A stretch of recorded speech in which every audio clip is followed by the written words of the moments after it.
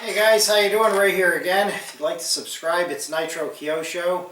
Also, remember to follow me on Facebook. Type in Nitro Kyosho, all one word, and you'll come to the community page.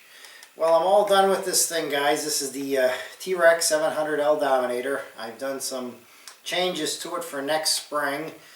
We're going into winter here in New England, so this bad boy is going away for a while. But what I did, and I'm going to take that off the pod and show you. I changed the motor out. This had the 750 MX motor.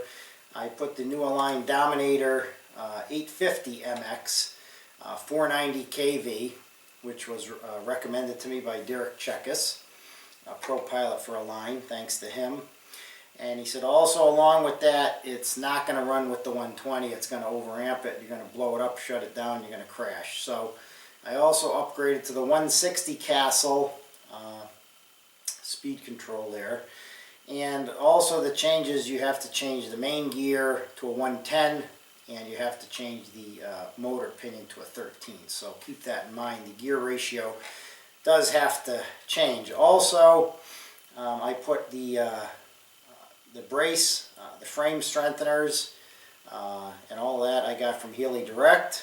And I'm going to pop this canopy off, then I'm going to pop that off the pod, and I'm just going to show you quickly what I did. This thing is ready to go. The Castle is already programmed. So let me get that off of the pod, and we'll just give you a quick view of what we did to this, and then we'll call it a video.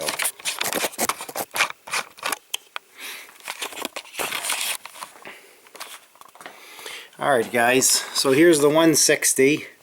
Now anybody who's going to put this in there, be careful, because it appears like it won't fit in there, but it will fit without any modifications at all. Okay, so don't go taking the, the back plate off or grinding anything down. It will fit in there very comfortably. You just have to kind of eke it in there. Alright. So be aware of that. There is no modifications needed to put that in. And then what I did was I put 2 zip ties, and then I put some a heat shrink tube over the zip ties, protecting so it doesn't, you know, grind and rub on there. Okay, and then I got my EC5, and then I routed the wire through the other side there. Comes out over here, and I just got to kind of tie that up a little, and then plugs in the back. There is the motor.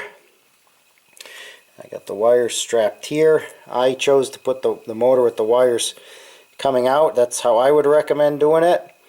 If you put them coming out the back, that's kind of how it was when I got it, and I didn't like it that way, so we switched that around this time around.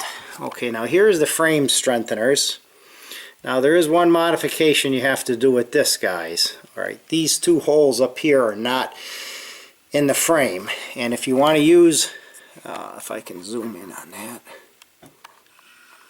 there is a brace they give you that goes in back of the motor between the frame, a frame strengthener right here. So what I did was put this all in place with the screws, Loctite them, put them all in, and then do what they say in the manual. They give you the drill size, then just drill through, and then you can put the brace back there and put the screws in.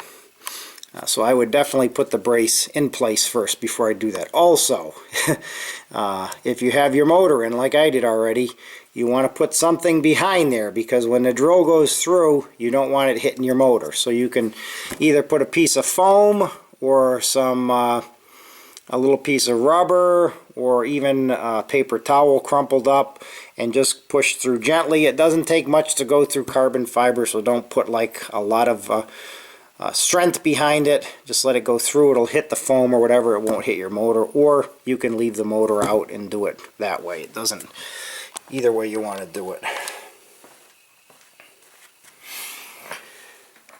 And on this side you can see it better.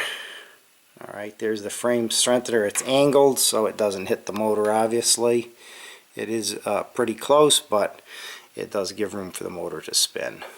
Okay, and like I said, put this all in first, and then drill your holes after. Some might already have them. This one didn't have them. I don't know if the 800 came with it, the Trekker, or not. So that's about it, guys.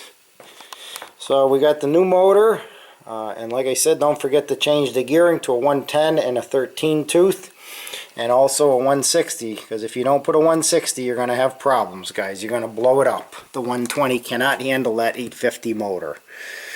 Okay, so that's once again, I got those from HeliDirect, and we'll see this thing flying next spring, and I can't wait. I've seen one at the one of the helicopter shows that I attended. I saw one flying with Derek Chekas flying it, and that motor has got some nasty power, guys. There was a time when you'd buy an Align kit and the first thing you'd do is pull the motor out and put a Scorpion motor, but no need for that anymore, guys. Align has really stepped it up. They make great motors.